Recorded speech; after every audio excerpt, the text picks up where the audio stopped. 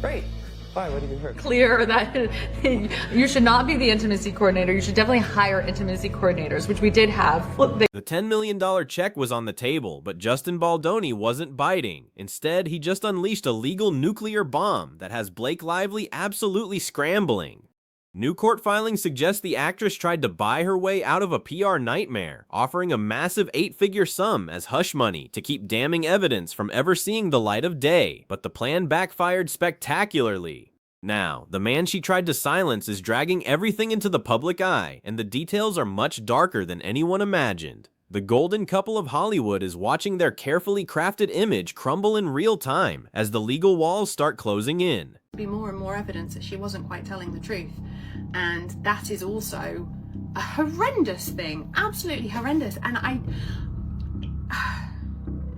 is she really that arrogant that she thought she could get away with this? I've talked to a few people about this, and they really are of the belief that the money and the power that her and Ryan Reynolds have has probably made them a little bit deluded in thinking that they could bully their way through this situation. While Justin Baldoni has been keeping a low profile and focusing on his family during this firestorm, Blake and Ryan Reynolds decided to take a very different approach. They were recently spotted at the star-studded SNL 50th anniversary special, looking like they didn't have a care in the world. But that public display of confidence might be their biggest mistake yet. Justin's legal team is reportedly licking their chops, planning to use footage of the couple laughing and joking to dismantle Blake's claims of severe emotional distress.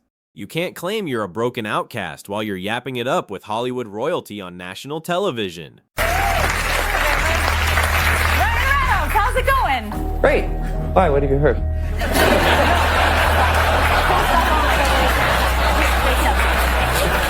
The irony of the situation is thick enough to cut with a knife. In her own filings, Blake claimed that the drama with Justin had turned her into a social pariah and caused her unbearable mental anguish. Yet, there she was, front and center at one of the biggest industry events of the year.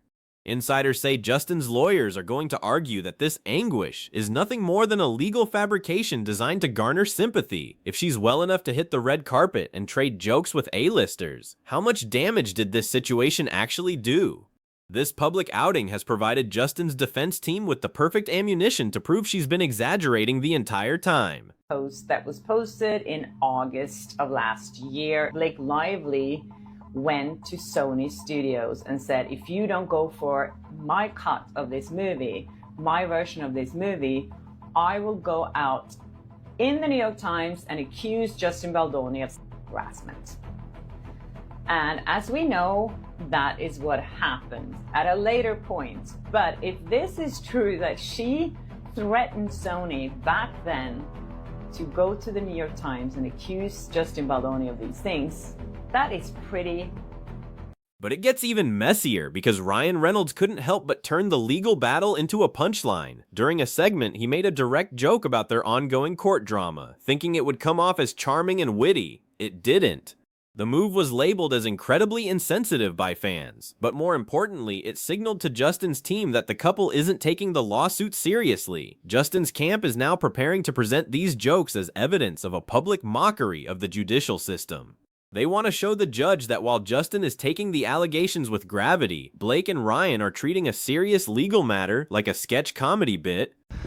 And how that made you feel, I just want to say thank you for sharing that with me. That takes a lot of trust and vulnerability, and I feel really grateful that you feel safe enough to tell me that that's how you feel and share that with me. And I'm really sorry. I f***ed up. That is a fail on my part. One thing you should know about me is I will admit and apologize when I fail. I am far from perfect. I'm a very flawed man, as my wife will attest. And and I'm gonna f*** up. I'm gonna say the wrong thing. I'm gonna put my foot in my mouth. I'm gonna piss you off, probably, but I will always apologize and find my way back to center. That is one thing I can assure you of. And I'm sorry I made you feel that way. That must have felt terrible. And I will for sure do better. That was not my best weekend, and I should have given it more time. And And damn right, you got great friends if that's how you felt and they knew that. And we should all have friends like that, aside from the fact that they're two of the most creative people on the planet. The three of you guys together is unbelievable. Talk about energy and just a force, all three. The real bombshell, however, lies in the leaked HR complaints that have recently surfaced. These documents paint Justin as a nightmare on set, but there's a growing suspicion that they were strategically planted by Blake's team to tip the scales of public opinion. One of the most shocking allegations involves Justin reportedly putting his bare hands on an actress's backside. When she confronted him and told him she wasn't comfortable with the contact, he supposedly brushed it off by saying he was just trying to help with her posture. He then allegedly dismissed her concerns entirely by stating he was totally hot for his wife, as if that gave him a free pass to be inappropriate. We can talk about some things now that he has filed his complaint in his suit against the New York Times.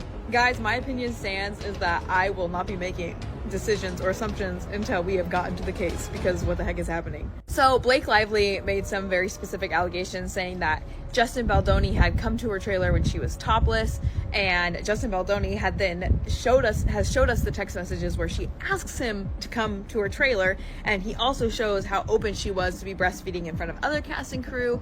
And so this seemed like normal to him.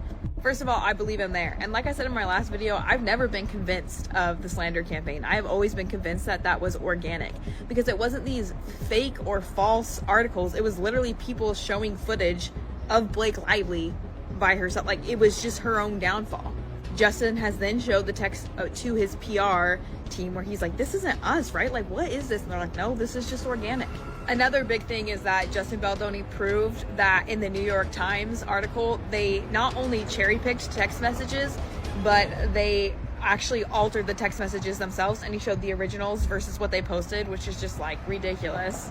It's one thing to cherry pick. I feel like that's to be expected, especially when you feel like that maybe Ryan Reynolds and Blake Lively paid off a friend at the New York Times. I expected that, but to see them actually change it, I think is pretty ridiculous.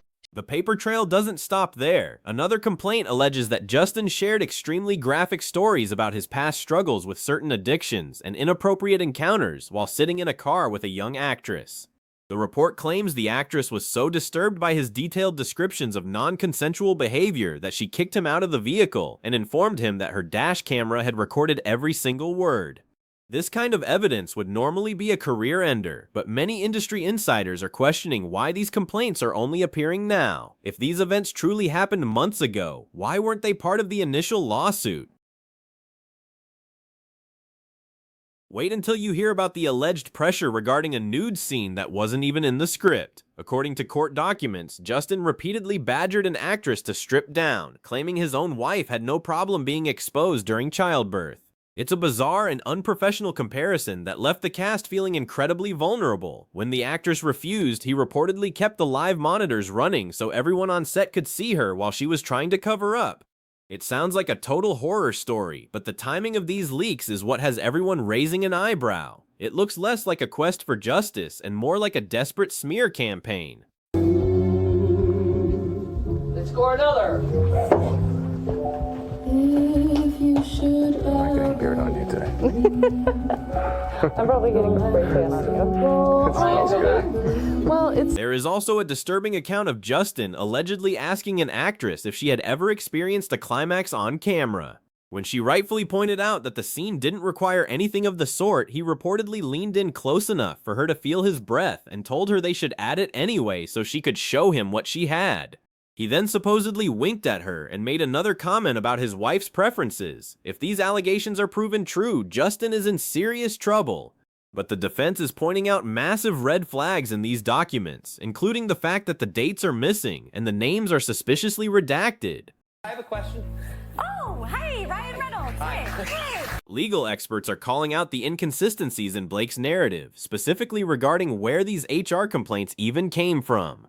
Blake previously stated in her own filings that when she tried to report Justin to Sony, they told her they weren't responsible for HR, and she needed to contact a different production studio.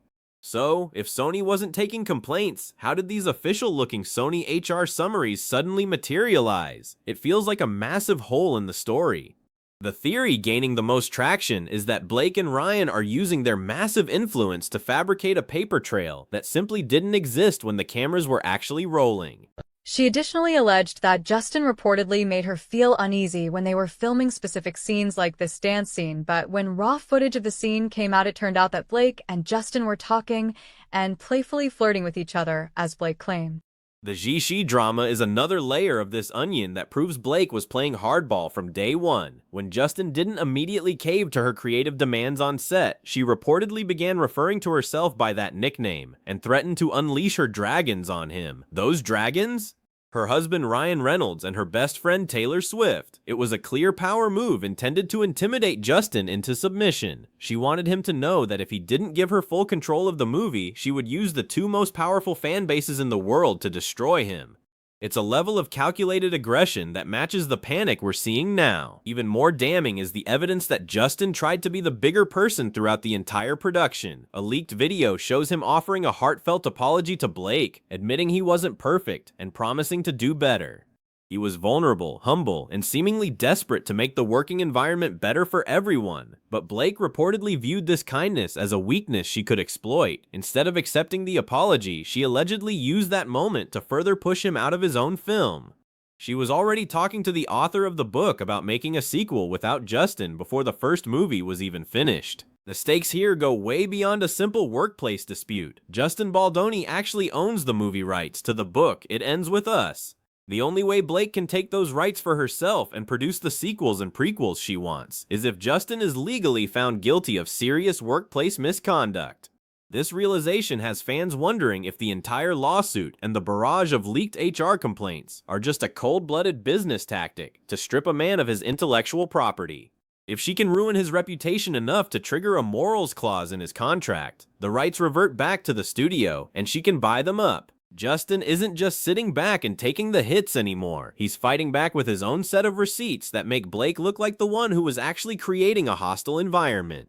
He has reportedly submitted text messages that prove Blake was the one insisting on private meetings at her penthouse to write graphic scenes. If she was so uneasy and distressed by his presence, why was she inviting him to her private residence without any third parties present? It's a question that her legal team is struggling to answer, and it completely undermines her claim that she felt unsafe around him during the shoot. The New York Times article that originally painted Justin as the villain is also under fire. Justin's team has allegedly proven that the texts provided to the publication were not only cherry-picked, but actually altered to change their meaning. It's one thing to present your side of the story, but it's another thing entirely to edit digital evidence before handing it to a major newspaper. This discovery has turned the tide of public opinion, with many realizing that the slander campaign Blake complained about was actually coming from her own camp. The hunter has officially become the hunted in this legal showdown. One of the most bizarre contradictions involves the role of the intimacy coordinator. Blake claimed in interviews that there wasn't one on set and that she had to step in and handle those duties herself because she felt so uncomfortable. However, Justin's lawsuit reveals that there absolutely was a professional intimacy coordinator hired for the film. The catch? Blake was the one who allegedly refused to work with them. Justin was reportedly required to meet with the coordinator alone and then relay the suggestions to Blake because she wouldn't even be in the same room as the professional. She essentially created the very problem she's now complaining about. Let's talk about the marketing disaster that started it all. While promoting a film that centers on the heavy theme of domestic violence, Blake was busy pushing her new hair care line and her sparkling alcohol brand. She was telling fans to grab your friends and wear your florals to the theater, treating a movie about trauma like a fun summer romp. Fans were disgusted by the tone-deaf approach, especially since alcohol is often a major factor in domestic abuse situations. It showed a complete lack of empathy for the subject matter, and that's when the public started to see through the perfect persona she had maintained for years. As the backlash grew, Blake's team allegedly scrambled to find anything that could shift the narrative back to Justin. That's when the leaked raw footage of them flirting on set was supposed to help her, but it actually did the opposite. The video showed them laughing and being playful, which directly contradicted her claims that he was making her feel uneasy during those specific scenes. Every time she tries to prove he's a monster, she accidentally provides evidence that they were actually getting along just fine. It's a series of poorly calculated decisions that have left her reputation in absolute tatters. The $10 million offer is the most telling sign of panic yet. Sources close to the case say that Blake realized her evidence was weak and that the public was turning against her, so she tried to make the problem go away with cash. But Justin seems more interested in clearing his name than padding his bank account. By refusing the settlement, he's forcing the truth to come out in a court of law, where Blake can't use her dragons or her PR machine to hide the facts. She's now facing a trial where her every move, text, and business deal will be scrutinized by the world. Blake's biggest mistake might have been underestimating Justin's resolve. She likely thought that a director with a smaller profile would fold under the pressure of the Reynolds lively power couple. She didn't expect him to have his own set of receipts or the courage to stand up to the Hollywood elite. Now that the lawsuit is moving forward, the golden girl of the industry is looking more like a calculated corporate strategist who got caught in her own web. The panic is real because this isn't just about a movie anymore. It's about whether or not she and Ryan can remain the industry's favorite couple. There are even rumors that Blake threatened Sony executives directly. Reports suggest she told them that if they didn't use her version of the movie over Justin's, she would go to the press and accuse him of harassment. If this is true, it's a textbook case of blackmail and creative bullying. It explains why the movie feels so disjointed and why there are two very different cuts floating around. She was willing to burn the entire project down just to get her way, and now that the dragons have been unleashed, they're starting to breathe fire on her own career instead of Justin's. The dates on those HR complaints are still the smoking gun. If Justin's team can prove they were written after the production ended, it will be the final nail in the coffin for Blake's credibility. It would prove a level of premeditated character assassination that Hollywood hasn't seen in years. Everyone is waiting for the discovery phase of the trial, where the metadata of those documents will finally be revealed. If they were backdated or faked, Blake and Ryan could face serious legal repercussions that go far beyond a simple civil suit. The chef jokes on SNL are going to feel very unfunny then. In the end, this battle is a perfect example of how the perfect Hollywood image can be a total illusion. Blake and Ryan have spent years building a brand based on being relatable, funny, and deeply in love. But this lawsuit has pulled back the curtain to reveal a world of hush money, creative threats, and manufactured drama. The public isn't buying the emotional distress narrative anymore, especially when the evidence suggests that the distress was mostly felt by the people who had to work under Blake's G-She rules. The court of public opinion has already reached a preliminary verdict, and it's not looking good. As this case moves closer to a trial, the industry is watching with bated breath. Will Blake Lively manage to charm her way out of this, or has she finally met an opponent she can't buy or bully? The $10 million offer was a desperate move from someone who knows the truth is about to come out. Whether it's the faked HR complaints, the altered text messages, or the attempt to hijack the movie rights, the walls are closing in. This legal showdown might just end with the most shocking twist of all, the total downfall of one of Hollywood's most protected power players.